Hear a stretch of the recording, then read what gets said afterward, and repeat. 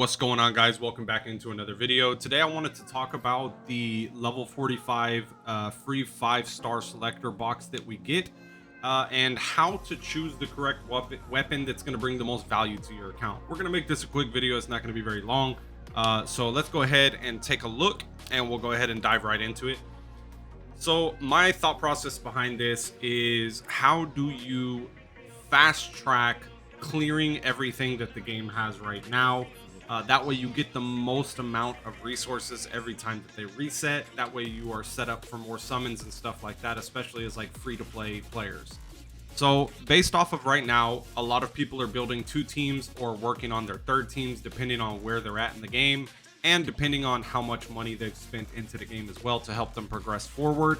So we're looking at a couple things. 1, what are the weapons that we've pulled already? 2, who are going to be our main 3 DPS? Or does our main DPS already have good weapons, and would it benefit us more for one of our supports to get one of these items?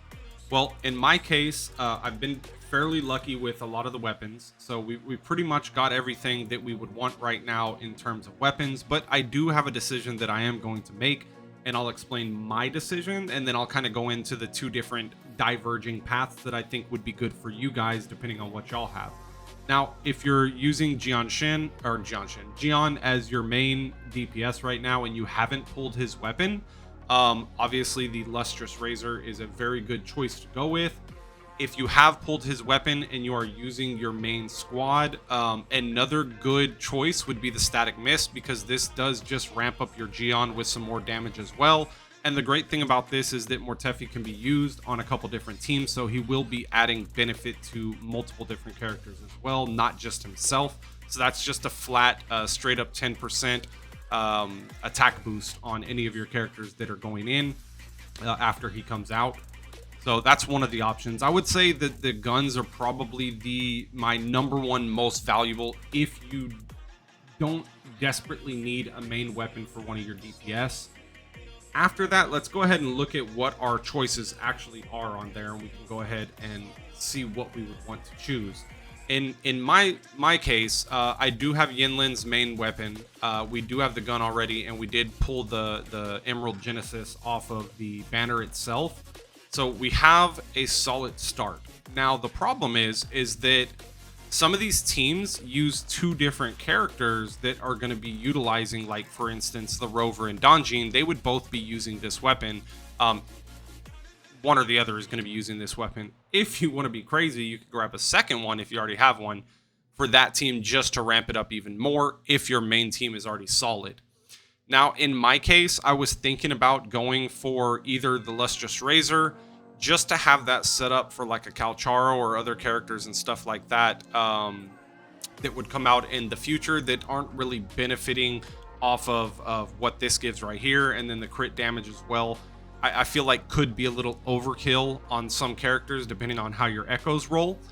But for instance, on Calcharo, he would benefit from the attack, and he also benefits from attack damage as well, but not so much the rest that is on here. I did get lucky and I got the Stonard, so that kind of diverged my thought process off of getting the gloves or the gauntlets. And as well, we already have the sword, and we already have this right here, which I feel is pretty solid for most characters. Obviously, there's some better ones for like DPS. It's pretty solid. As for Verina, I have the variation, and I'm going to stick with that because energy regen on a support is always great.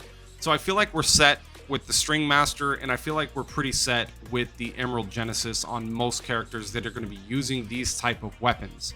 Same thing with the guns. These do provide us with crit rate as well, and they have a pretty solid outro skill buff that is coming into the next character.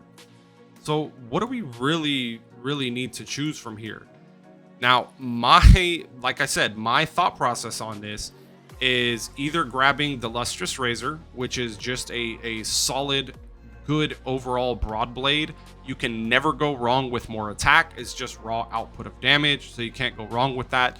The problem is you have to get a little bit lucky on your echoes to get a decent crit rate, crit damage ratio, so that way it's a solid pick.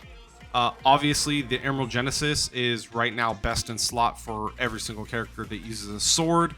except for maybe like 1 or 2 characters that would prefer energy regen if you're going like a sub DPS or like a support with them. But having 2 of these is not a bad idea, especially because Havoc Rover and Donjin, they work so well in synergy together that you would just ramp up that team insane. Now, am I saying choose this over everything else? Hell no. If I were to make a choice for everyone, if you don't have any of these weapons right here and you need something that's going to bring value to your account, first choose whatever your main DPS is. Whoever your main DPS is, grab their weapon first and foremost. If you already have their signature, or if you already have one of these from pulling on it, I would say your best choice is going to be Static Mist. Since I already have one, I'm going to leave this box here for the time being, because I would like to see once Jinxie and Cheng-Li are released, because that's a sword and a broadsword user, I want to see what the actual value of their like passives and everything on those weapons are going to be before I make a choice.